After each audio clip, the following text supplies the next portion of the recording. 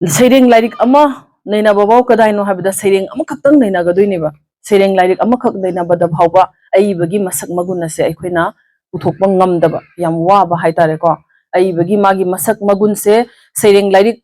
Amakatan Pumba mi Pauba Equina Yamna, review Pirubasisu Yamna Tarai Tarai Banataba, Mahak Sekaramba Kabino have a Semaki Larik Amkatana, Equina Masi reviews a line of Piva Yade. Toigum Basung, Nasi Mangda Tara Riba, Equigi. Likna Lizaba Nupi writer singna Makho Pong na Mating Lay na Thorakliba, Equi Sering Igadoribani, Haidun Aquisu Korze Paigadoribani, Kabi Cheka Paibatanatana, Korze su Paigadoribani, Aquisu, Matamgi Kunaida, Equigi Haktan Gadoribani, Haina Thorakliba, Equigi Imasing, Ichasing, Ishun Imanu Bishing Boyhangna, Awang Batakyu Bekakuna Buche, Adugi Marile Nana, Nasi Ayhangna, Aigidi, Iche Sunita, Aigi Kun Tuko the Ongi Ko Iche Ichegi, Apopini. Apopini haiba khangdringa da ai husband se doctor ni do mangon da jengban lakpo da ise nene se oja se khanga jagi bani ko aduna ngasi oja se writer oram basiga ai na su muituga yam harau jagi larik su khudol tambirame anobo kumon haiba 2023 da phone kiba mathang da english sing ani ga kunmari da phone kiba loi khidriba saireng mingthon ba larik ani phone khrabi oja se ninghan na ba leitana kunsigi thogai kaya leirabasu handak amukom phone lari larik Loi Kidriba Sairing Hariba Larik Ase, Ojana Handak Ase Ponglari, Masigi Larik Sigagi Aina Iramdam Assam Koba, Sairing Larik Ase, Ojano bin Aquini Tana Jaraga, Ojana Susigile Sairing say Ampaze, Naina Bigera, and Hirapuda in Harana Yazagi, Swingam Yorbosumayam Nakapiga Nikale, I begin around the Matikatang Yangi Mangda, I Kamzaramgi, Mingleno Panjarabada Oja. Ahongbam Hari Tombi Singha, Inkumjali Singa Magachamapan Gayangkai Gamarigi, Jungi Tang Ani, Nomaizing Numita, Asamgi Kachar Jilagi Manung Chanba, Sonai, Chanpur Koba, Kungang da Pokpani, Apokpagi Mingna, Nambarbram Kalachan Singha, Amasung Apokpina, Tamolei Debi Gawi. Lakipu Tanagi Manung Chanba, Anua Manungi, Ahongbam Sagai da Pungbani, Ipuroi Bagi Mingna, Mapuroi Bagi Mingna, Ahongbam Digendra Singha Kawi. English Singama Champan ga Humbutra Humdoigi Mars ki tarik Trani Thoidagi, Mars Trani Thoidagi, Siptila Government Junior Basic School the Primary Ojawaiki. Yamna wana Haizan Onjaduna Yum Manakta Leba Board ki Changaga Nifuma Thoi Nong Anua Par LP School the Amuk Honglage. Laibak Thibadi, Sahi Taruk Tariat Lairaga, Ikui Kuidan Amuk Basiki Oja Basicta, Laigadabani, Haiba Assam Sarkargi Akan Bayathang Matungina, Amuk Siptilada, Permanent Oina Lera Kibani. Matamasida Mapurebusu Indian Air Force ta thabak tawba maramna chahitra mangarom mapanda leiba maramna hena muksu awaba mayuk naki matamduda lambi thong garigi khudong sadaba amadi pikliba angang ahum gar senaduna school kabada khudong sadaba kayadagi Chonai Chanpur mapamda leiduna ozagi sinfamase leptana chatharakibani chahi ahum mari matungda Sonai Chanpur simaktada lanaigi yum inkholingduna Lairakibana Kumjali Lising Anigatra Mari, July gi Kuntramathi the Ozagi Sinfamdagi, Ozasi, Tabaktagi Potaki. Haribo Ozasigi, Nasi, Nena Guriba saying, Iramdam Ashamase. Asigi Mamanga, Equigi, Nupigi literary Nupina, cited the Kongdara Pagi, Magi Trainase.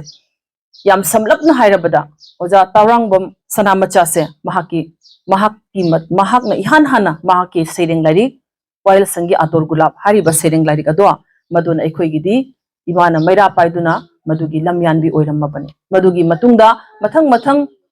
Toraki, Tokchom Anjana, Okram Mina, Tingong Kungi Ozanina Debi, Makoi Matang Toraki, Madugi Matungina, Serengda, Lamabam Lili, Oinam Usharani, Nachingba Matang Toraba Matunda. Oza iche wahangam bidabati laikhreko makoi sing thore iche sedabati oi thorakre iche sobita oi thorakre adu matungda ojagi saireng lairik asida nikoigi humanism gi eba wakhalon yamna chenba haitareko aduga loinana mangonda yauri base maribak yamna nungsiba maribak pu yamna ningba adu su karamba maribak no haibada aikoigi khoiri nawpham tabhamni haidana ngasi fawbada aikoina khanjariba Manipur Hariba Lamdam do Madu ngasi hoba aikoina khale aikoigi khoiri nawi tafam mafamni aidan adubu hanna yenguragadi hantharakom matamdadi aikoise chayok phabi chayam pokpi minungsi leibi asam laibaki macha masungak tani haibase कनानासु कक्पा यारोइदा वफमनी असिगुम्बा इमा से मसिगी मसाइगोंदा अखोइना लेजरिबसे अखोइ यामना चाउथोकचनिंगाइ मणिपुर बो अखोइना मिराइबा नते मणिपुर दी अखोइगी mythological गी stories सिंग अखोइगी मिहौरोन गी वारी सिंग करम्बा मतमदा कराना अखोइगी अहानबा निंथौ ओइखिबा अदुगुम्बगी वारी फावबा अखोइदी तांजनफम अखोइगी पुकैदी मणिपुर दनी तोइगुम्बसुं अखोइना लाइबक फै हाइगद्रा लाइबक थी हाइगद्रा मयामना खंगनबा चही 8 खुंताकपा अवालनगाइगी मतमदा मितै असे लाए हाय मपान मणिपुर अदुबु मसिना क्यामुक जामना चुंबनो हाइबदुदी रिसर्चर सिंगा मथंग मथंग थोरकिनी असिगी ममांगदसु चही 8 खुंताक त्रिंगैगी ममांगदा मणिपुरदगी कसारदा मी तारे हाइबसे इंदु प्रभाना कसारगी निंथौ कृष्ण चंद्रदा थाजरक मतमसे मसेसिगा खासपुरदा मितै मागा लोइनरकपा नाय सिंग लोइनरकपा मसा मनाय मसनगा कोनना लाक्तुना अखोइगी खासपुरदा मितैगी लैकाई दुमाइना खुनलिंगा हौख्रबने अतोबा जातिगा चारो मोरोनबा यारमबा याय तोइगुम्बसुं अखोइ मितैदी मतमदुदगी लाक्पा हौख्रबने अमुकसु हाय ओजा यंद्रेमबम कुंजलालगी महाकी बराक तंपाक मतबगी मणिपुर हाइबा लाइरिक अदो मधुगी सोर्स की मतुंगिना हाइजबनी महांगना हाय अखोइगी असमदा मितैना खुंदारकपसे मचा निंगोल चारो मोरोनबगी मतमदगी हौरकपनी हाइको अदुगा मसे मरी थमनबगी नुंसीबा मरी थमनबगी इहौदा हौरकिबो ओरगसु मतमदुदा गरीब निवास महाराज की मचानुपी मागी मचानुपीना थाजरकपदो अदु मतमदगी हौरकपनी हाइबगी अदुगुम्बा लिखुन मयाम मा लैग्रे आई सैरेंग लाइरिकसिदा मु मखा ताजरके अदुना ngasai अखोइगी असिगुम्बा इरमदम असामु नुंसीबगी मसक असे ओजा हरि तुम्बिगी सैरेंग इरमदम असाम असिगा दुकी मतिक अखोना नुंसीबा फोंदोकपसे अइना मयामनदी खंगनरमोय हाना खली राइटर अमा लाइश्रम जतिन्द्र आइना जारिबोनगी यामना रियरनी लाइरिक फोंगदे महांगना लाइनिंगहनगी लाइरिक अमा फोंगमी मदुदुगा अइना खंगजबनी मागी इंट्रोडक्शन अमा खक्ता ओजागी सैरेंगी वाखलोन से यामना चुनाबा हाइतारे ngasi फावबदा अइना थेंगनजरकपा लाइरिक सिंग असुमाइना असामबु यामना नुंसीबसे माना सेथारमबसे असि मागी सिसु याम फजै हाइताय माना हाइरमी भारत की अवांग नोंपोक माइकेदा चयाम पोकपी जाति कया धर्म कया चाना चिनाना लेमिनबा चंगजरकपा मीबु पुक्चेल चाउना नावयोकपी असम लेबाकनी हाइना जारिबोन लमदमगी अइबा लाइश्रम जतिन्द्रना मागी लाइनिंग हल फुलो हाइरिबा लाइरिकतुगी प्रीफेसता वाहौदोक्ता माना थंबिरमे अमुक्सु मखाताना ओजासना फोंदोकी निंगथौ कयाना लेबाक मचा कया थोकना लेंगाक लंबा तुंगदा इंग्रेज सिंगना लोइलम चनखिबा भारत की मनुंगदा महौसागी पोथोक मरांग काइना फंगबा निबाक अमा ओइबता नतना मरिंगजेल मथौना लैरबी अमसुंग महापुरुष कयाबु पुक्चेल सेंगना नाउकोनबी वात्ता पादबी इना करा खुनबी लेबाकनी हाय मान असम से असेना वाहौदोक ओइना थमजरगा ऐ हौजगे सेरेंग असि याम तेनमना आइगी रिव्यू सिसु याम तेले याम नंगापीगने अहानबदा ओजा हरि तोंबिगी सेरेंग असिदा यावरिबा नुंसीना असम लेबाकपु महांगना इरमदम लमदम लम नुंसी कोलोय नुंसी असमो हाइना महांगना मिंगौवे भारत की नोंपोक की चिदाइदा लेजरबसु लेबाक राज्य असिगी मतिक मगुना हेनखिबना लोटुना लेबा यारक्ते नोंमो नोंमगी मनीगुम मसिक मंगाल लाइन nganthoragli असम की अकोइबदा लैरिबा उमंग वामंग असंग अमान कयागी निंगथीजबबु उरगा असैबिना असंग फिजोल न लेतेंगबी वात्ता पादबी इमानी हाइना सैथाय नसिदी भारत खक्ता नतना मालेम पुंबनसु सखंगनरकली लौ पोथोक लेनुंग खोंगी पोथोकना पुकै थन्ना लेजबदो सिंथानरी खुदिंगमकना असितसु नतना मालेमदा तांगलबा सा मची अमत्ता पानबा गोंदार वन हॉर्न राइनो नमाल इमालेबाक असमगी मंगफाद्रबा लन्नी हाइरे असिगुम्बा ममल यामलबा लनथुमना लेतेंगलिबी असम इमागी मगुन मिंगलेंदी ngasi सिंथाबगी लोइबा नाइरोय हाइना कबिना थनुंग लोनगी वारोलबु फोंदोई असैबिना सेरेंग असिदा फजरबा सिमिलीगी खुदम पुसिलक्तुना उतली कोट नोंजू थाना लाकपदा चिंग तम लबुक लमहांग लोइना संगबान नखरे सरद ऋतुना लाकपदा लिरी हुंबा मालंगी तांथादा फौनागी जगोइदी सर्गगी अप्सराना हेलोइदो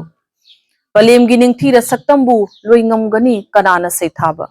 निंगथमगी लिगलाना चोटलबा सना मचुगी फौगी लबुक्ता कोरो मशिकना यैबदी अयुक्की सनागी मथक्ता मनी मुक्ता थिनगुमनी अनकोट असैबिना सैथारिबा मालंगी तांथादा फौना सिंगना लिरी लिरी हुंबबु उरगा सर्गगी अप्सराना लैना जगोय साबगा मानना पुखलगलिबा सिमिली असिना ताकलिबदी असम लेबाकी मिथोलॉजिकल एल्यूजन अमदी विजुअल इमेजरी बु उतलदुना लेबाक असिगी खुंगंग सिंगी पुकनिंग हुरबा होनबा कनबा मियामगी अपुनबगी लिंगजेल मानबगी पोथोकना मसाना सुजबा नोमजदुना मसागी पुकचक तांजबगी मसकपु निंगथीना उतली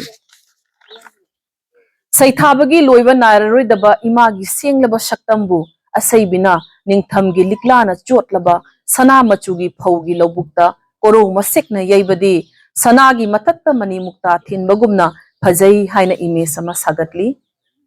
जाति धर्म लोन कयागी तुंगनफम नुंसी चानना हिंगमिनफम मरैबाकीदमक थवाइना पोंथा पीखिबा अथौबा कयागी पोकनफम अमदी लेबाक अनौबा आशा अनौबा येनिंग पीदुना माइपाकपगी लमदा लमजिंग लमताक पीखिबा लाइपोकसिंग अमदी महापुरुषसिंग लोइनना लमयानबा कयागी पोकनफमसु ओइरिबी इमा लमदम लमनुंसी असमनी